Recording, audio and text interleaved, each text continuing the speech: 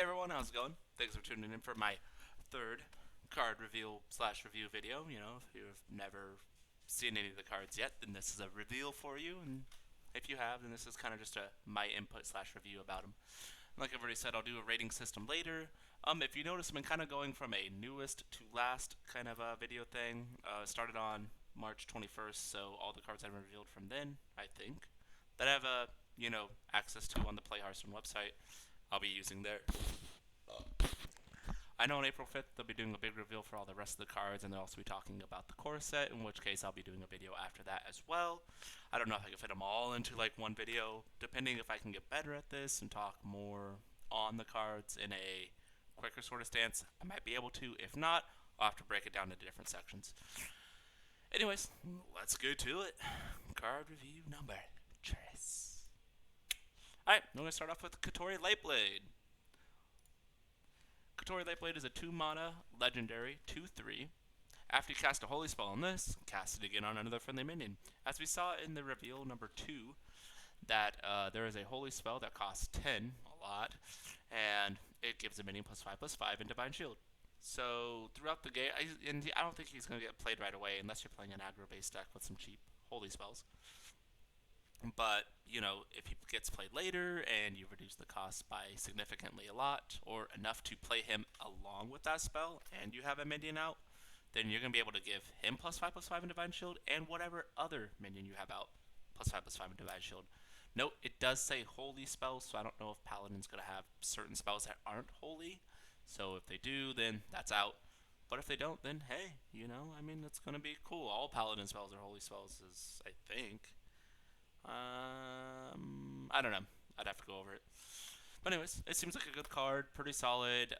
It's probably going to get used in C play. Honestly, I don't know what spells really are going to be out there for Paladin. They're probably going to reserve certain classes to have in the reveal, so then you can kind of see how they're going to work and their plans for it, so people can't. They like to do reveals, but they don't want people to theory craft too much. So we'll have to see. Alright, next up we have Sir Finley Sea Guide, a 1-cost neutral legendary, 1/3. Sir Finley's part of the League of Explorers, which is some people that we've seen before, and looks like he's leading the voyage under the sea.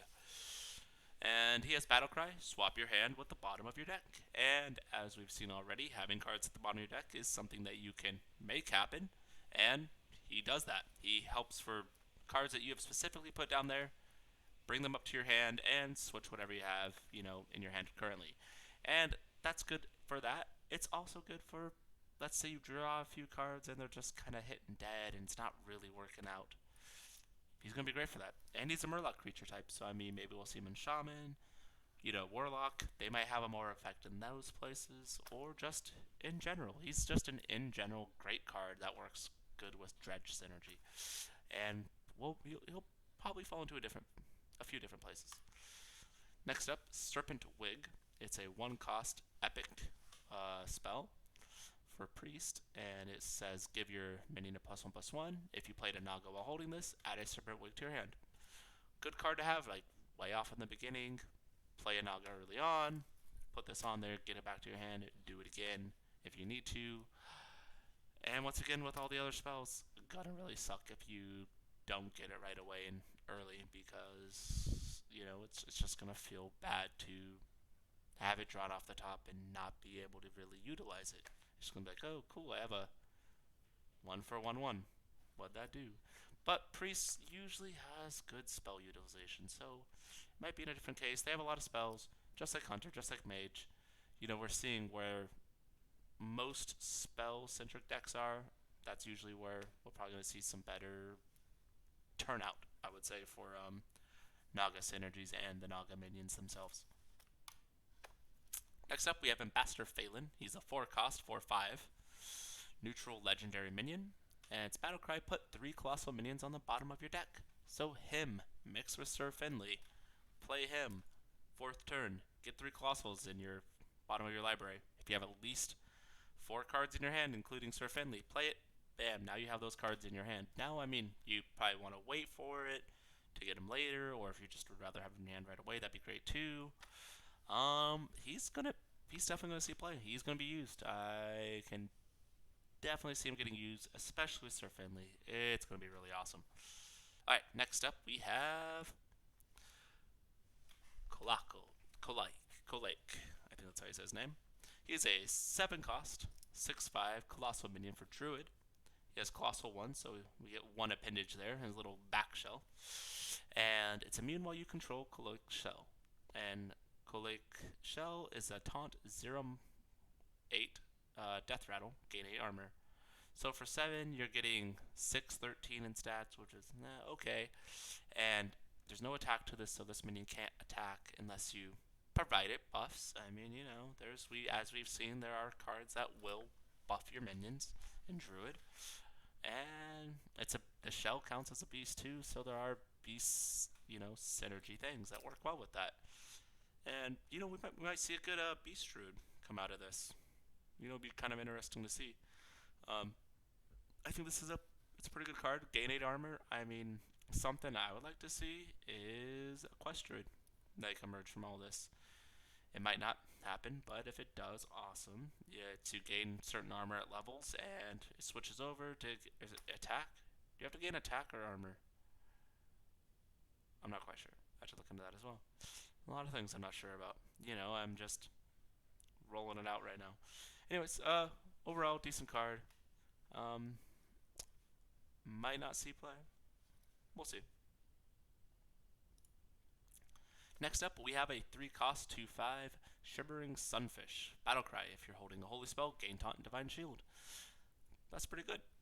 Cause like I said, I'm pretty sure Paladin just all their spells are probably holy spells, and so you're probably gonna have a holy spell. This probably will trigger every single time, unless it's a top deck with you having no cards in your hand, which will suck, just like anything else.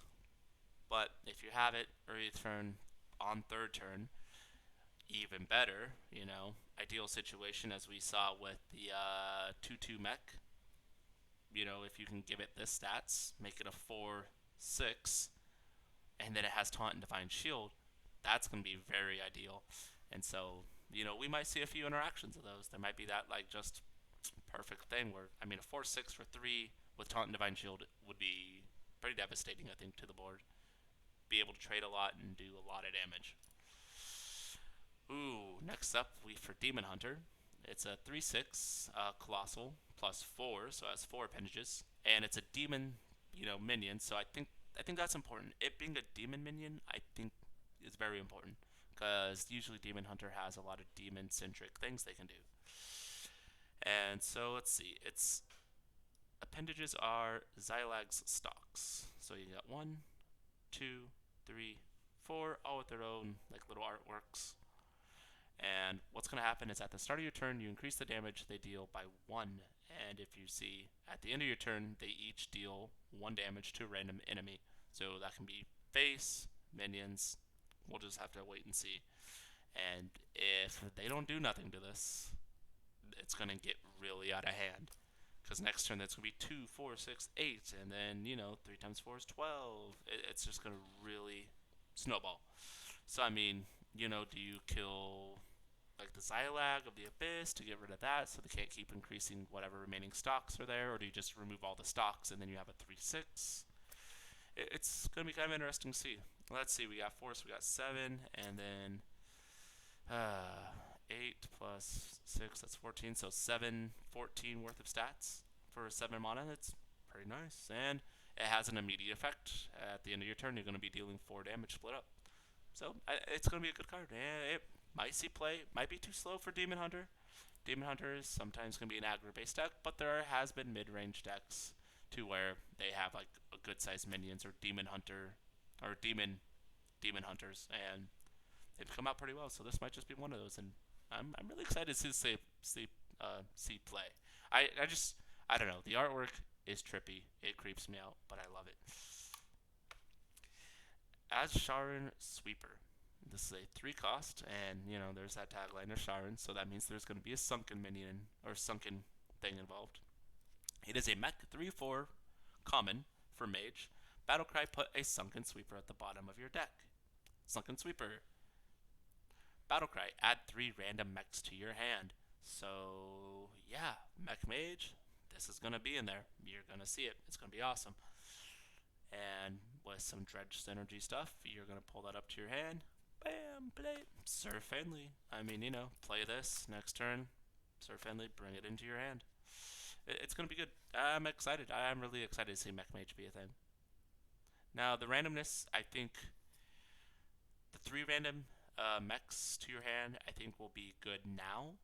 But as we progress and get more and more, minions in the pool, random mechs that are, halfway decent, this might, might decrease because, gonna have a broader range. Not so many great mechs are gonna come out if it sticks that way, and so we might see a little bit of a fall. Next up, we have Spell Coiler. This is a 2 mana, 2/3 battle cry. If you cast a spell while holding this, discover a spell. It's a Naga as well, so it's okay. You won't probably be casting it on second turn.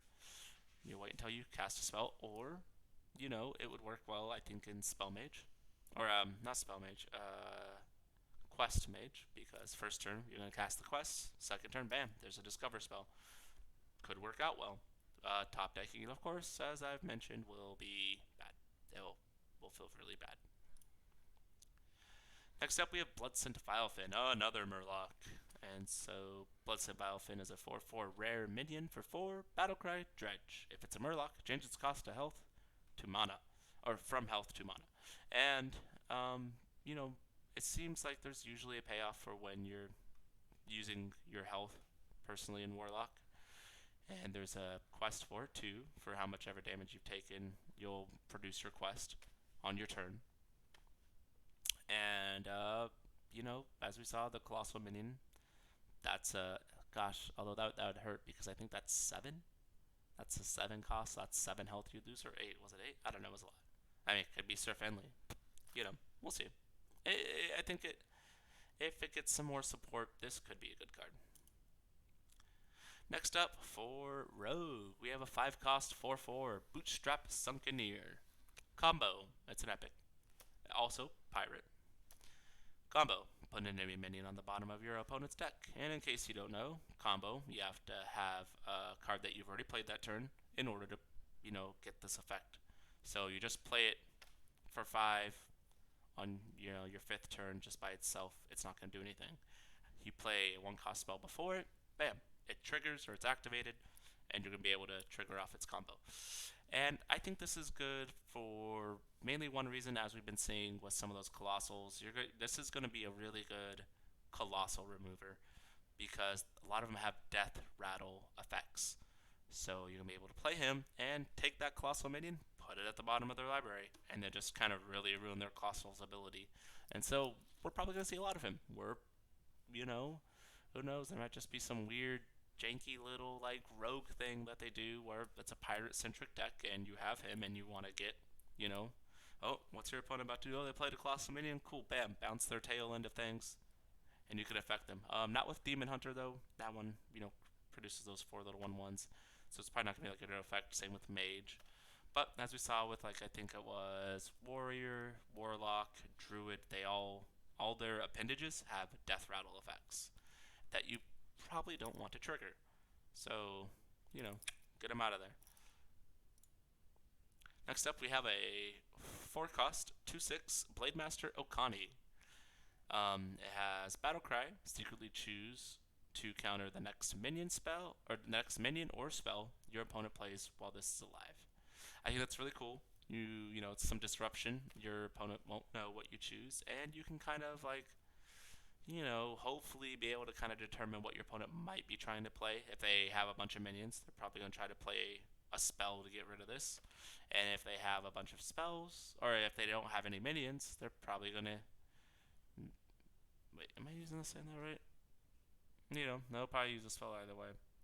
Or they might cast a minion to make a board presence because they don't have nothing to contest your board. Because while it's alive. So if they can kill it before its ability triggers, then nothing happens. Also, if you log in right now, you get that as a free card. It's free for everyone. Just log into Hearthstone, and there you go. And yeah, it's an okay card. 4 for 2/6. That's alright. Nothing great, but it's a nice disruption. Next up, we have Tuscar Trawler. It is a 2 mana pirate 2/3. Yay, pirates are synergy. And it has Battlecry Dredge. Just basic. 2 cost dredge. You know, pick something out of your bottom 3, bring it to the top of your deck. And yeah, that's all I got for now. Thank you all so much for tuning in. I really appreciate any of the videos that you watched, and thanks for going on this voyage with me to the Sunken City. I'll be doing more reveals as more stuff gets revealed. My videos will be kind of behind. I did a lot of these in one day, and I just kind of made them in like separate little recordings so I can catch up. I mentioned it in my like first reveal video where like initially it was just so many cards, and I didn't want to like ruin everything, or like just have you listen to me for like 45 minutes ramble. Anyways, I hope you all have a great time, and we'll see you out there.